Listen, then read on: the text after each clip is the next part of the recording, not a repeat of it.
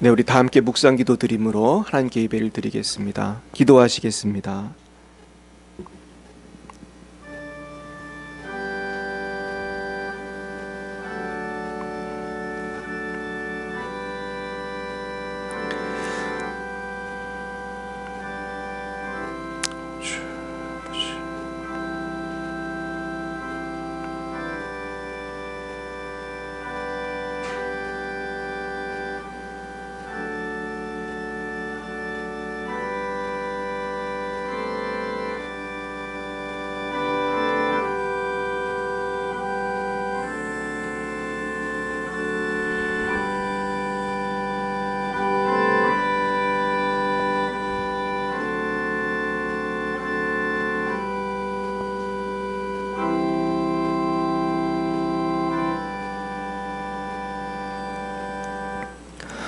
박사들이 왕의 말을 듣고 갈새 동방에서 보던 그 별이 문득 앞서 인도하여 가다가 악이 있는 곳 위에 머물러 서 있는지라.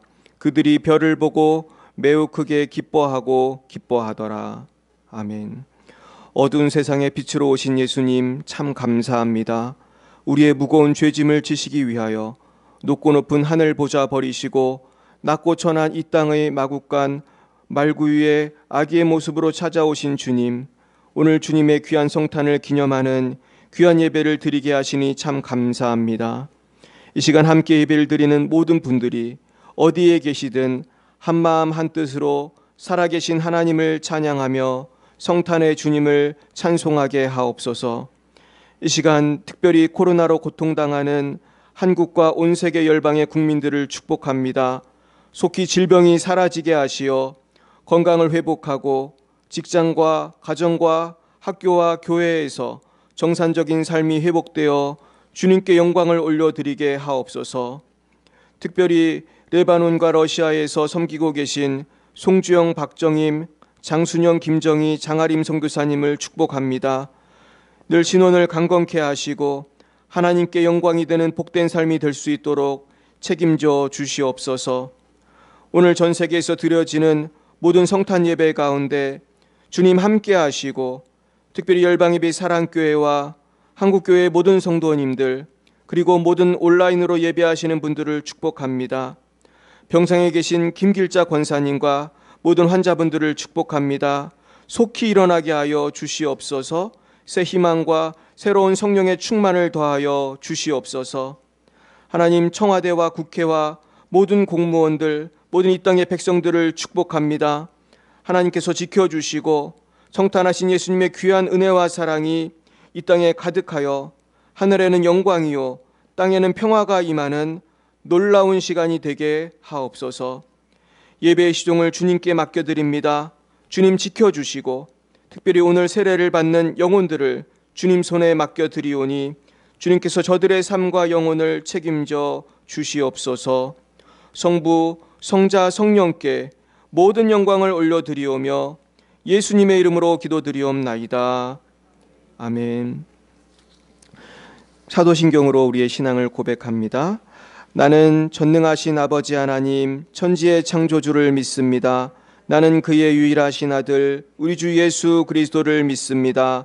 그는 성령으로 잉태되어 동정녀 마리아에게서 나시고 본디오 빌라도에게 고난을 받아 십자가에 못 박혀 죽으시고 장사된 지 사흘 만에 죽은 자 가운데서 다시 살아나셨으며 하늘에 오르시어 전능하신 아버지 하나님 우편에 앉아 계시다가 거기로부터 살아있는 자와 죽은 자를 심판하러 오십니다. 나는 성령을 믿으며 거룩한 공교회와 성도의 교제와 죄를 용서받는 것과 몸의 부활과 영생을 믿습니다. 아멘. 성시교독은 교독문 119번입니다. 교독문 119번입니다. 119번 성탄절 첫 번째입니다.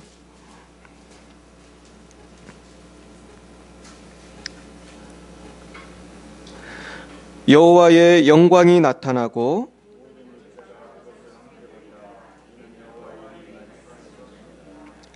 베들레헴 에브라다야 너는 유다 족속 중에 작을지라도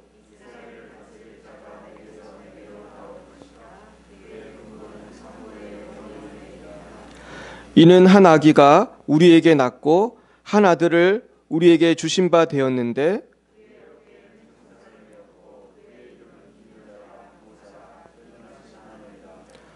영존하시는 아버지라 평강의 왕이라 할 것임이라. 또 다윗의 왕자와 그의 나라에 군림하여 그 나라를 굳게 세우고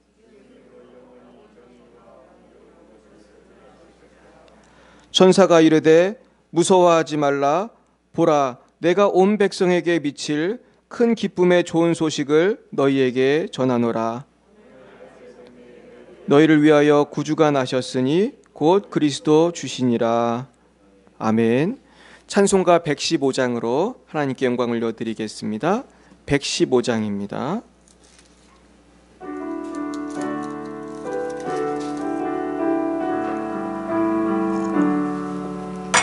기쁘다 구주 오셨네. 만 백성 맞으러 온 교회여 다 일어나 다 찬양하여라. 다 찬양하여라. 다 찬양하여라.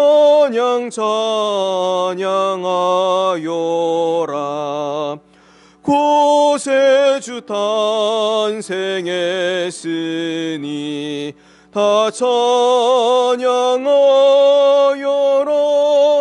이 세상의 만물들아 다 화답하여라.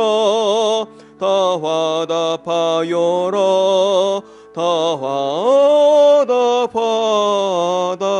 화답하여라.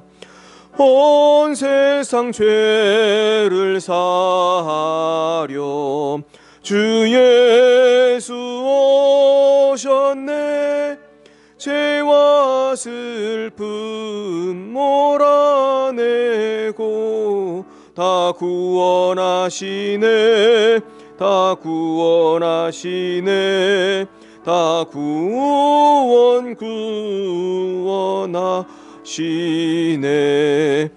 은혜와 진리 되신 주 다 주관하시니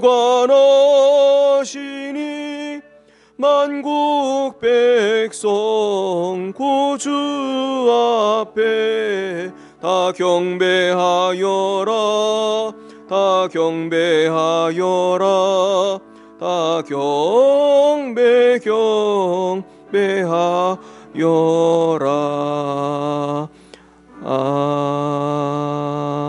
아멘. 오늘 하나님께서 우리에게 주신 말씀은 신약성경 마태복음 2장입니다. 마태복음 2장 1절부터 12절까지 말씀을 함께 보시겠습니다.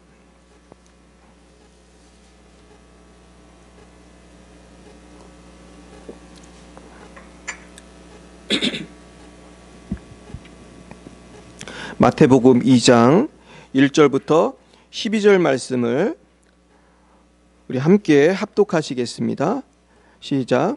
헤롯 왕 때에 예수께서 유대 베들레헴에서 나심에 동방으로부터 박사들이 예루살렘에 이르러 말하되 유대인의 왕으로 나시니가 어디 계시냐? 우리가 동방에서 그의 별을 보고 그에게 경배하러 왔노라 하니 헤롯 왕과 온 예루살렘이 듣고 소동한지라. 왕이 모든 대제사장과 백성의 서기관들을 모아 그리스도가 어디서 나겠느냐 물으니 이르되 유대 베들레헴이오니 이는 선지자로 이렇게 기록된 바 또 유대 땅 베들레헴아 너는 유대 고을 중에서 가장 작지 아니하도다. 내게서 한 다스리는 자가 나와서 내 백성 이스라엘의 목자가 되리라 하였음이니이다. 이에 헤롯이 가만히 박사들을 불러 별이 나타난 때를 자세히 묻고 베들레헴으로 보내며 이르되 가서 아기에 대하여 자세히 알아보고 찾거든 내게 고하여 나도 가서 그에게 경배하게 하라. 박사들이 왕의 말을 듣고 갈새 동방에서 보던 그 별이 문득 앞서 인도하여 아기 있는 곳 위에 머물러 서 있는지라. 그들이 별을 보고 매우 크게 기뻐하더라. 집에 들어가 아기와 그의 어머니 마리아가 함께 있는 것을 보고 엎드려 아기께 경배하고 보배압을 열어 황금과 유향과 모략을 예물로 드리니라. 그들은 꿈에 헤로데게로 돌아가지 말라 지시하심을 받아 다른 길로 고국에 돌아가니라. 아멘. 우리 잠깐 기도하겠습니다. 사랑의 주님, 참 감사합니다. 오늘 이렇게 세상이 어수선한 가운데도 하나님께 예배할 수 있도록 은혜 내려주시니 감사합니다. 특별히 오늘은 주님의 귀한 성탄을 기념하는 성탄 주일입니다. 주님, 이 시간 우리를 위하여 이 땅에 내려오신 주님의 크신 사랑을 깨닫는 귀한 시간이 되게 하여 주시옵소서. 또한 방송을 보시는 많은 분들께서 아직도 예수님을 영접하지 않으신 분이 계시다면은 이 세상에 빛으로 오시고 생명으로 오시고 진리로 오신 예수님을 꼭 만날 수 있도록 역사해 주시옵소서. 감사하며 예수님의 이름으로 기도드렸사옵나이다. 아멘. 네, 오늘은 우리 왕으로 나신이라는 제목으로 하나님 말씀을 증거하겠습니다. 저는 지금 생각해 보니까 어렸을 때 성탄절을 제 생일날보다 더 좋아했던 것 같아요.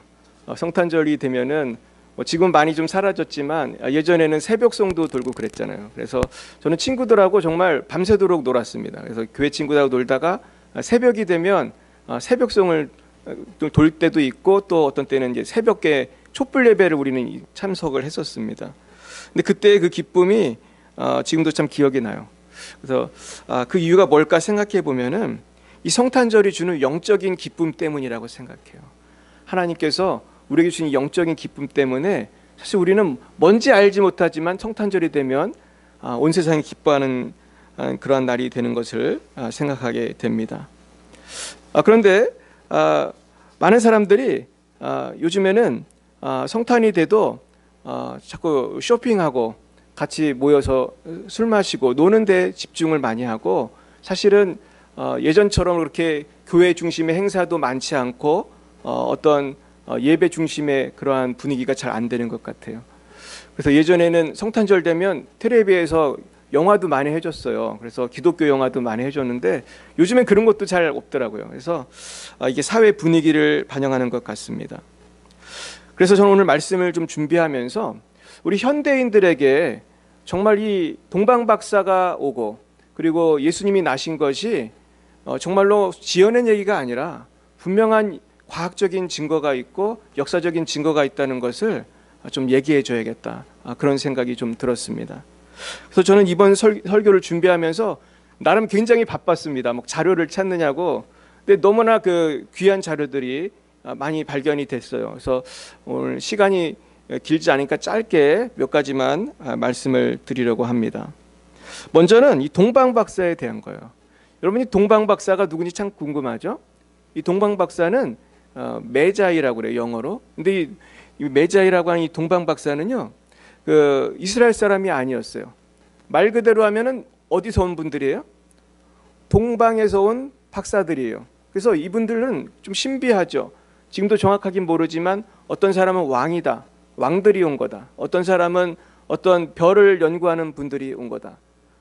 그러면서 주로 이제 모여지는 의견들은 그 이스라엘에서 동쪽으로 하면은 페르시아 제국이 있습니다. 그 페르시아 제국에 있는 그러한 현인들이 온 것이다. 이제 많이 그렇게들 생각을 해요. 그런데 이거를 또 면밀하게 또 조사한 분이 있어요. 그래가지고 동방박사가 누구고 그때 본 별이 뭐다, 이거를 연구한 분들이 있더라고요. 그래가지고 제가 좀 자료를 찾아봤는데 아주 재미있는 것들이 있었습니다. 먼저는 우리가 뭐를 알아야 되냐면은 예수님이 몇 년도에 탄생하셨는지를 알아야 돼요. 그러면은 지금은 과학이 발달해 가지고요, 몇 년도에 천체에 어떤 별이 움직임이 있었는지 알 수 있을까요, 없을까요? 알 수 있어요. 지금 과학이 그렇게 발달했어요. 1000년 전에, 2000년 전에, 뭐 2003년 전에 뭐 이스라엘 상공에 어떤 별이 어떤 모양으로 움직였는지 다 알 수 있어요. 저도 그걸 화면으로 봤는데 되게 신기합니다. 그래서 그거를 보면요, 일식이 있었는지 월식이 있었는지 별이 어떤 별이 나타났다가 사라졌는지 다 알 수 있어요. 그래가지고 우리가 두 가지를 알면 돼요. 예수님이 태어난 연도를 알면 되고 그 당시에 천체에 무슨 별이 나타났는지 보면은 동방박사가 꾸며낸 얘기인지 진짜 어떤 신기한 일이 있었는지 알 수가 있습니다. 오늘 참 기대를 가지시고 잘 들어주시기 바라요. 그래서 먼저는 예수님이 탄생한 연도를 계산해 보도록 하겠습니다. 여기에 대해서 자료를 제공한 사람은 요세푸스라고 하는 사람이에요. 요세푸스는 사실은 이스라엘 사람인데 이제 그 로마에 잡힌 사람이에요. 잡혔는데 이 사람은 역사가입니다. 그래서 아주 자세하게 이 사람이 역사를 기록했어요. 그래서 지금도 서점에 가면 살 수 있습니다. 요세푸스가 쓴 책을 살 수가 있는데 이 사람이 쓴 책 이름이 요세푸스예요. 그래가지고 근데 거기 보면 이 사람은 그 헤롯 왕이 죽은 날을 정확하게 명시를 했어요. 근데 헤롯 왕이 죽은 날이 왜 중요하냐면요. 헤롯 왕은 그 예수님이 탄생했을 때에 오늘 본문에 보면은 나도 왕께 경배하러 가겠다 그렇게 말을 하지만 사실 헤롯 왕의 본심은 뭐였을까요? 아기가 태어나면 어떻게 하겠다? 죽이겠다. 라이벌을 없애겠다. 그래서 존 메가더 목사님 쓴 글을 보면은 헤롯 왕이 참 못된 게 이 태어난 아기는 누구예요? 메시아잖아요. 이스라엘 백성이 그렇게 기다렸던 메시아인 줄 알면서도 죽이려고 했던 아주 고약한 왕이라는 거예요. 그래서 더 나쁜 사람이라는 거예요. 그래서 헤롯 왕은 정말로 그 동네 애들을 죽였어요, 안 죽였어요? 다 죽였어요. 날짜를 계산해서 2살 이하로 죽였다는 말이 중요합니다. 왜 2살인지를 여러분 잘 생각해 보세요. 그거는 이 헤롯 왕이 아기들을 죽였을 당시에는 예수님이 태어나고 약간 시간이 흐른 다음이라는 뜻이에요. 그래가지고 그때 많이 죽인 거예요. 그래가지고 헤롯 왕은 그 짓을 한 다음에 얼마 안 있어서 누구를 죽이냐면 자기 아들을 죽여요. 자기 아들은 아기라 죽인 게 아니고 이 사람이 정신병이 걸려가지고 다 의심스러운 거예요. 너도 날 죽이려 하지. 너도 반란을 일으키려 하지. 이런 착각 속에서 자기 친아들을 죽입니다. 그리고 얼마 있다가 본인도 죽어요. 그래서 헤롯 왕은 예수님이 태어나신 다음에 한 2년쯤 있다가 죽었다고 생각할 수 있어요. 그러니까 계산을 빼기 몇 년 하면 돼요? 2년 하면 돼요. 그러면 헤롯 왕이 언제 죽었는지 한번 보겠습니다. 요세푸스는 이렇게 말해요. 월식 현상과 금식이 있을 때 죽었다 그랬어요. 월식이 있을 때 죽었다는 거예요. 월식 현상과 금식이 있을 때. 이거는 월식을 또 조사하면 나와요. 그리고 시리아의 통치자 퀸틀리우스 바리우스 때 죽었다 이랬어요. 이것도 연도가 나와요. 퀸틀리우스 바리우스는 기원전 5년부터 2년 사이에 시리아의 통치자였어요. 그리고 악티움해전 27년 후 죽었다 그랬어요. 이걸 계산하면 정확히 나옵니다. 악티움해전은 뭐냐면 클레오파트라하고 그 전쟁이 났는데 옥타비아누스가 승리한 그 전쟁이에요. 그래가지고 그걸 계산하면은 27년이면은 기원전 4세기가 되는 거예요. 4년이 되는 거예요. 그럼 헤롯 왕은 언제 죽었어요? 기원전 4년에 죽은 거예요. 그럼 예수님은 언제쯤 태어났을까요? 빼기 2하면은 6년쯤에 태어나신 거예요. 기원전 6년. 그런데 우리가 한번 이 성경을 한번 보면서 조금 여러분들이 오해를 살 만한 부분이 있어서 제가 한번 설명을 좀 드리겠습니다. 예수님이 탄생하신 거에 대한 기록은 마태복음, 누가복음, 요한복음에 나옵니다. 그런데 우리가 한번 누가복음을 보시겠습니다. 이 누가복음에 보면은 예수님이 탄생했을 때에 그 시리아 총독의 이름이 나오는데 그거를 많은 사람들이 요것 때문에 많이 헷갈려 하는데 보세요. 누가복음 2장 2절에 보면은 이런 말이 있어요. 이 호적은 구레뇨가 수리아 총독이 되었을 때 처음 한 것이라 그랬어요. 그래서 여기 보면 총독 이름이 누구예요? 구레뇨죠. 그런데 당시의 총독은 누구였냐 하면은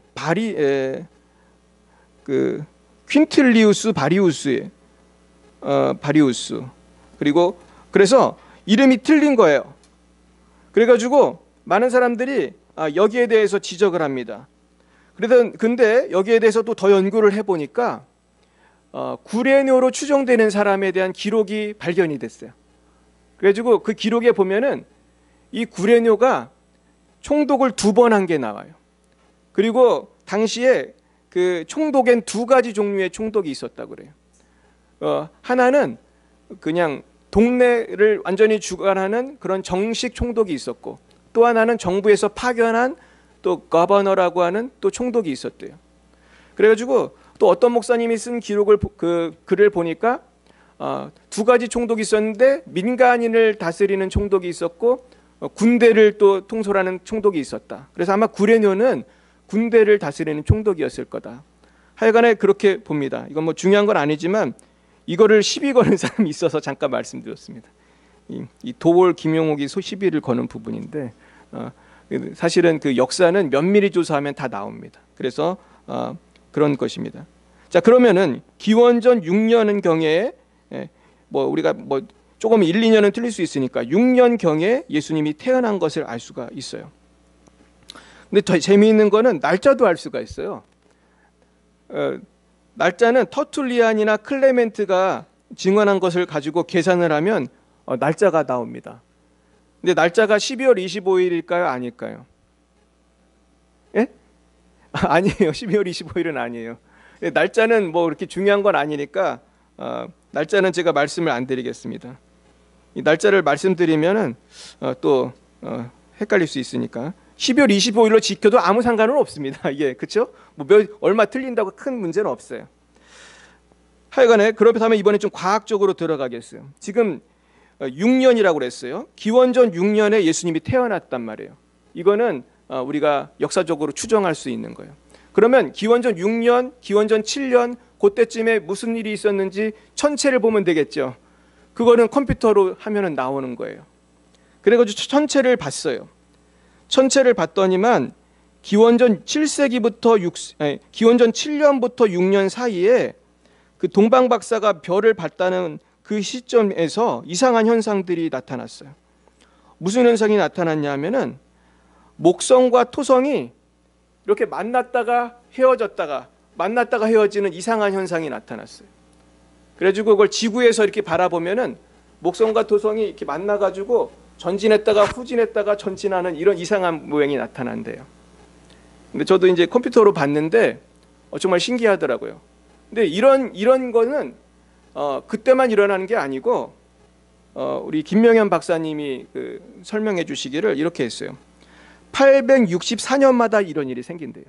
864년마다. 그런데 이게 언제 생겼었냐 하면은 BC 854년에 있었고 BC 7년에 있었고 AD 848년에 있었고 1702년에 있었어요. 그러면은 만약에 이게 동방 박사가 이거를 봤다면은 몇 년이 맞겠어요? BC 7년이 맞는 거죠. 예수님 6년쯤에 태어나셨으니까. 이해 가세요? 그런데 여기에 대한 것들을 우리 김명현 박사님이나 또 이 박사님도 다른 분의 그 발견을 통해서 본 것인데 여기에 대해서 정말로 조사한 분이 있어요. 제가 찾아보니까 케플러로 제가 기억을 하는데 어떤 그 과학자가 BC 7세기에 목성과 토성이 만났다 헤어졌다를 3번이나 하는 것을 발견을 했어요. 그러면서 그분은 그렇게 생각하는 거예요. 동방 박사는 동방에서 별을 관찰하는데 목성과 토성이 만났다가 헤어지는 것을 본 거예요. 그러면서 이 여행을 떠났다는 거예요. 근데 왜 목성과 토성이 만난 게 왜 중요하냐? 왜냐하면 목성의 별명이 있어요. 목성의 별명이 뭔지 아십니까? 목성의 별명은 제우스예요. 제우스. 제우스가 누군지 아시죠? 누구죠? 그 로마 신화에 보면은 신의 왕이잖아요. 왕. 그래서 왕을 상징합니다. 토성은 뭐를 상징하냐 하면 제우스의 아버지를 상징해요. 그러니까 목성하고 토성이 만났다는 건 무슨 뜻이에요? 왕이 왕권을 아들한테 물려준다는 상징인 것이죠. 그래서 동방 박사는 혹시 이것을 보고 온 게 아니냐 이렇게 추정을 합니다. 근데 실제로 그럴 가능성이 굉장히 높죠. 그러나 우리가 정확한 거는 우리가 뭐 더 연구를 해봐야겠지만 그런 일이 있었습니다. 그래서 중요한 것은 우리가 뭘 알아야 되냐면은 목성이 토성을 만나는 것이 딱 그때 일어날 수 있도록 하는 것은 언제 계획이 돼야지 그렇게 될 수 있는 건가요? 하나님께서 천지를 창조하실 때 전 세계의 별들, 전 우주의 별들이 움직이는 것을 다 아시고 BC 7년에 그 별이 만났다가 왔다 갔다 할 수 있도록 미리 예정하신 게 누구시라고요? 하나님이에요. 그러니까 하나님이 창조하실 때부터 예수님의 탄생과 그 별들이 움직이는 것과 그것을 보고 동방박사들이 다 찾아올 것을 다 아시고 모든 것을 다 준비해 놓으신 거예요. 그러니까 하나님이 얼마나 우리를 사랑하시고 우리가 알 수 있도록 그렇게 증거를 보여주신 것입니까? 결국 여러분, 예수님께서는 우리를 구원하시기 위해서 정말로 하나님의 계획 가운데 이 땅에 오신 줄 믿으시길 축원합니다. 예수님께서는 계획 가운데 이 땅에 오셨어요.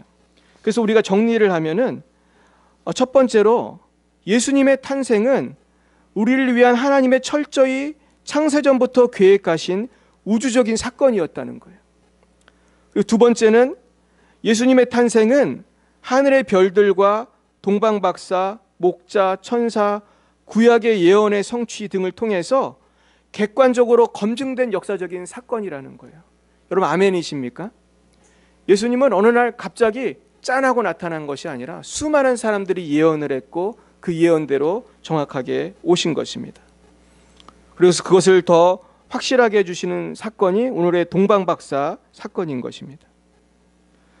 그리고 또 세 번째는 알아야 될 것은 준비된 소수의 사람들만이 예수님의 탄생을 기뻐하고 경배했다는 거예요. 이게 참 놀라운 것입니다. 오늘 본문에 보면은 세 종류의 사람이 나와요. 첫째는 헤로당 같이 메시아를 죽이려고 하는 사람이 있어요. 관심은 많았어요. 헤롯도 관심이 많았어요. 아기를 찾고 싶어 했어요. 근데 이 사람이 관심은 아기께 경배하고자 하는 것이 아니라 아기를 잡아서 죽이려고 하는 관심이에요. 지금도 여러분 교회에 관심이 있는 사람들이 많아요. 제가 예전에 이정훈 교수님 말했죠. 이분은 기독교 방송도 자주 보고 성경도 열심히 연구하고 왜 그랬는지 아세요? 이분은 기독교를 없애기 위해서 열심히 공부한 분이에요. 그래서 이정훈 교수님은 지금은 예수님을 믿게 되셨는데 그 전까지만 해도 이분은 기독교를 반대하는 운동을 우리나라에서 벌린 중요한 분이었어요. 그러면서 그분은 예수님을 만나게 된 그날도 기독교를 어떻게 하면은 무너뜨릴까 그걸 연구하려고 기독교 방송을 보다가 예수님을 만나게 되셨다고 고백했어요. 마치 바울이 예수님 만난 것처럼 그렇게 됐습니다.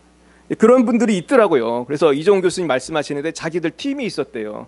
우리 팀들은 모여가지고 늘 회의를 하면서 어떻게 하면은 이 기독교를 무너뜨릴까 이걸 연구를 하는 팀이 있다는 거예요. 근데 우리가 아셔야 할 거는 이 팀이 없어지지가 않았어요. 이종훈 교수님만 그 회개하고 나온 거고 지금도 있어요. 그래서 지금 기독교가 사실 어려움 많이 당하잖아요. 제가 요즘에 뭐 미션 스쿨 같은데 그 사정을 들어보면은 요즘엔요 뭐 미션 스쿨도 예배 맘대로 못 드리고 학생이 예배 드리기 싫다면은 강요할 수가 없어요. 그래가지고 모여서 회의들도 하고 그러더라고요. 이거 어떻게 해야 되냐. 미션 스쿨을 만들어 놨는데 미션 스쿨이 사실은 예배를 안 드리면 미션 스쿨이 의미가 별로 없잖아요. 그러니까 지금 대한민국이 위기 속에 있습니다. 우리가 기도해야 할 줄 믿습니다. 근데 이분들도 참 불쌍한 분들이죠. 이 두 번째는 어떤 사람들이 있냐면은 오늘 성경을 잠깐 보겠습니다. 오늘 그 마태복음 2장 굉장히 또 굉장히 무관심한 사람들이 나와요. 보겠습니다. 이 사람들은 누구냐 하면은 마태복음 2장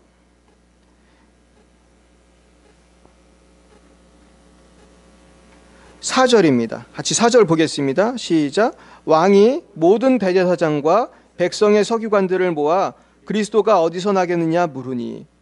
그러니까 왕이 물었으니까 이 사람들은 성경을 잘 아는 사람들이잖아요. 그러니까 이 사람들이 바로 대답을 합니다. 뭐라고 하냐면 이르되 유대 베들레헴이오니 이는 선지자로 이렇게 기록된 바 또 유대 땅 베들레헴아 너는 유대 고을 중에서 가장 작지 아니하도다. 네게서 한 다스리는 자가 나와서 내 백성 이스라엘의 목자가 되리라 하였음이니이다. 그랬는데 놀라운 것은 이 사람들은 이 대제사장과 백성의 서기관들은 성경도 잘 알고 이렇게 정확하게 구약에 예언된 내용을 딱 얘기를 해주는 거예요. 그러면서 이렇게 얘기를 하면서 베들레헴으로 가십시오. 어떻게 보면 그런 힌트를 주고 있는 것입니다. 그래서 지금 이 얘기는 미가서 얘기거든요. 그러니까 미가는 이사야와 동시대 사람이에요. 그러니까 예수님이 오시기 몇백 년 전에 이렇게 예언을 한 것인데, 문제는 여러분 이 서기관들과 이 대제사장은 아기의 텐상에 별로 관심이 없었다는 걸 알 수 있어요. 오늘 동방 박사가 별을 보고 이렇게 가는데 만약에 이들이 정말 그런 열망을 가지고 있었다면 아마 따라갔을 거예요. 그래서 존 메가더 목사님 쓴 글을 보니까 이 사람들은 별로 관심이 없었다는 거예요. 메시아가 온다고 하는데도 우리가 별을 봤습니다 하는데도 관심이 없어요. 지금도 많은 사람들이 관심이 없어요. 일단 성탄절에 대해서 관심이 없고 예수님에 대해서 관심이 없어요. 제가 전도하면서 느끼는 제일 답답한 것은 예수님을 믿으시라고 하면은 요즘에 핍박을 그렇게 세게 하는 사람 별로 없어요. 나름대로 우리 한국 사람들 착해가지고 뭐 전도지 주면 잘 받고 뭐 이렇게 구박하는 사람도 별로 없는데, 제가 그분들의 그 눈에서 태도에서 알게 되는 거는 관심이 없는 거예요. 예수님이 나하고 무슨 상관이냐. 근데 더 큰 문제는 뭐냐 하면은 교회를 다니는 많은 성도님들도 예수님에 대해서 관심이 별로 없는 것 같아요. 물론 관심이 있는 분은 관심이 있는데 많은 분들이 그냥 미지근하게 신앙생활 하는 거예요. 그냥 성탄절 됐으니까 그냥 예배 드리고, 주일 됐으니까 교회 가고. 근데 정말 주님 때문에 눈물 흘렸던 기억이 가물가물하고, 어떤 분은 뭐 한 번도 그런 기억도 없고, 이런 분들이 많은 거예요. 그러니까 이런 분들은 눈앞에서 예수님을 만날 수 있는 기회를 어때요? 놓쳤어요? 잡았어요? 놓쳤어요. 서기관들과 대제사장 중에 한 명이라도, 정말 그 많은 사람 중에 한 명이라도 동방 박사를 따라갔으면은 예수님을 만났을 거예요. 근데 만나지 못했습니다. 근데 오늘 세 번째 가장 중요한 사람은 동방 박사예요. 이 사람들은 예수님을 만나고자 하는 열망 속에서 몇백 킬로를 그 목숨을 걸고 찾아온 거예요. 더 놀라운 거는 이 동방 박사는 이스라엘 사람이 아니에요. 이방인이에요.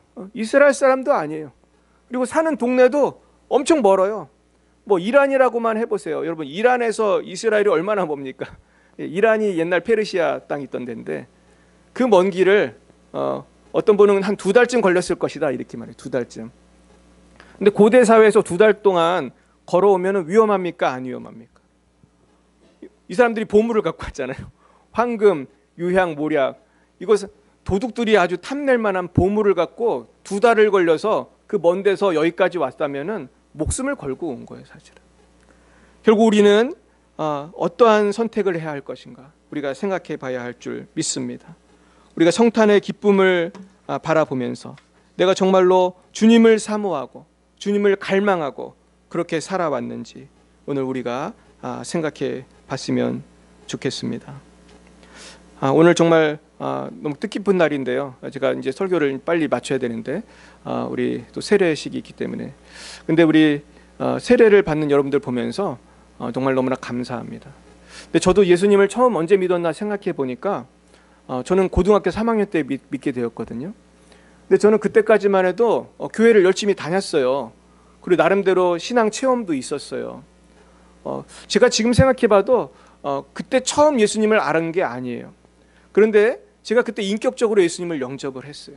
예수님 영접한다는 게 뭔지도 몰랐어요. 그랬는데 어느 날 어느 교회 갔더니 예수님을 영접하면 세상이 줄 수 없는 평안이 온다고 그랬어요. 또 그 말을 듣고 예수님을 영접을 하는데 너무너무 눈물이 나는 거예요.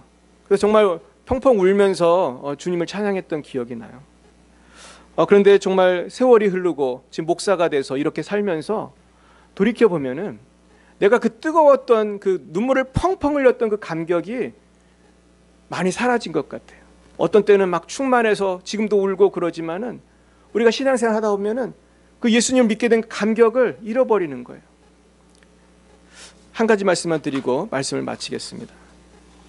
예전에 영국에 모리스라고 하는 그 청년이 있었는데 이 청년은 거지같이 사는 청년이에요.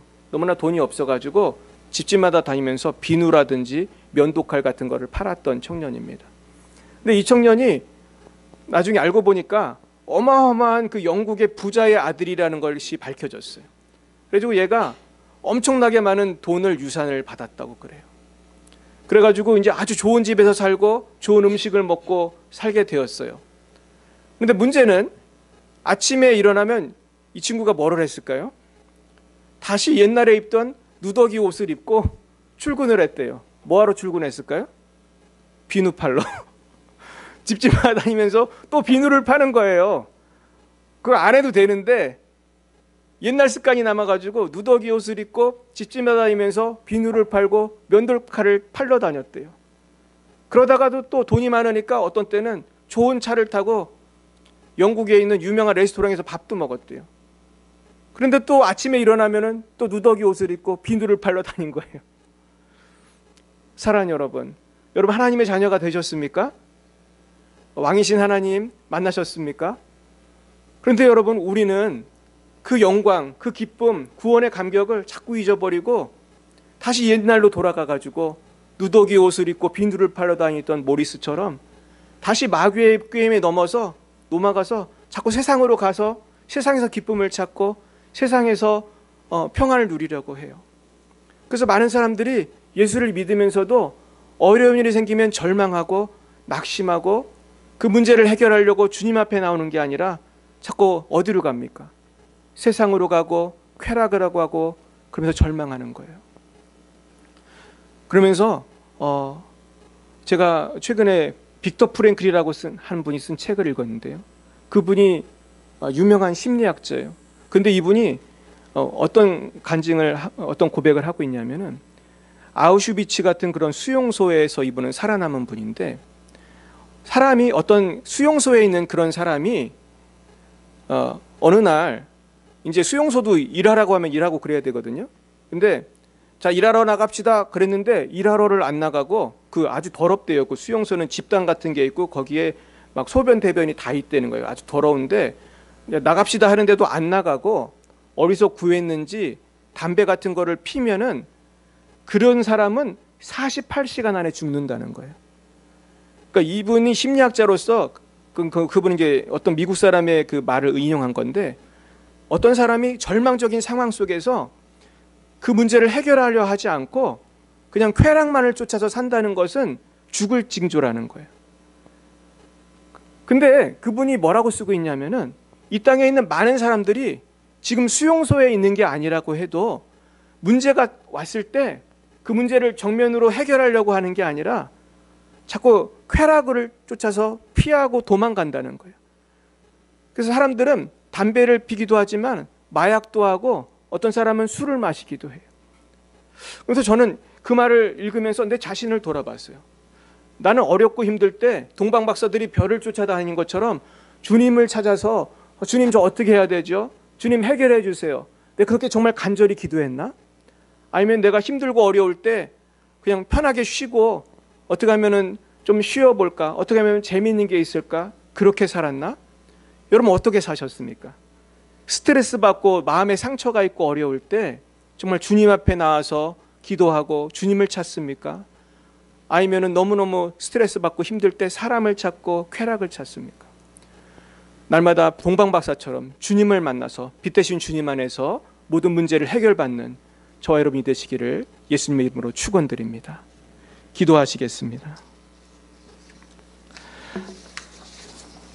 죄 많은 우리들을 구원하시기 위하여 아들 예수님을 이 땅에 보내신 주님을 찬양합니다. 주님께서는 우리를 위하여 어둠 가운데 있는 우리를 구원하시기 위해서 이 땅에 아들 예수님을 보내주셨건만 저희들은 지금도 빛을 미워했던 사람들처럼 혹은 빛에 무관심했던 사람들처럼 아버지 뜨뜻미지근한 신앙생활을 할 때가 너무나 많이 있었습니다. 예수님께서만이 생명을 주실 수 있고 예수님께서만이 우리에게 영생을 줄 수 있음에도 불구하고 방황하고 넘어졌던 것을 회개합니다. 주는 우리를 불쌍히 여겨 주시옵소서. 아버지 하나님, 특별히 대한민국을 위해 기도합니다. 이제 대한민국의 많은 백성들이 더 이상 교회로 나오지 않고 성탄절이 되어도 맘대로 교회도 나올 수 없는 어려운 상황입니다. 하나님, 이제는 무관심 속에서 예수님에 대해서도 관심이 없고 오직 그저 세상에서 쾌락을 쫓아서 살고 세상에서 기쁨을 찾고 삶의 의미를 찾는 불쌍한 영혼들이 너무나 많이 있습니다. 하나님, 긍휼히 여겨 주시옵시고 이제는 우리의 모든 무거운 짐을 지고 빛 대신 주님께 나아가 참 자유를 누릴 수 있도록 역사하여 주시옵소서. 하나님, 우리가 처음 예수님을 믿었던 감격을 회복시켜 주시옵시고 처음 주님을 만났던 기쁨이 회복될 수 있도록 역사하여 주시옵소서.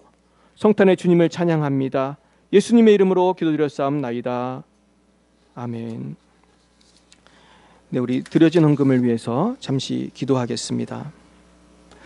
사랑하는 주님, 감사합니다. 주님께서 우리를 십자가의 은혜로 구원해 주신 것도 감사한데 날마다 일용할 양식을 주시고 살아갈 수 있는 힘과 용기를 주시니 감사합니다. 아버지, 이 시간 저희들이 주님께서 받은 은혜에 감격하여 마음과 뜻을 모두어 주님께 예물을 바치오니 주님, 이 예물을 받으시고 하나님께서 홀로 영광을 받아 주시옵소서. 하나님, 경제적으로 너무나 어려운 가정들이 많이 있습니다. 주님, 긍휼을 베풀어 주시옵시고 주님께서 그 모든 고난 가운데 구원하여 주시옵소서.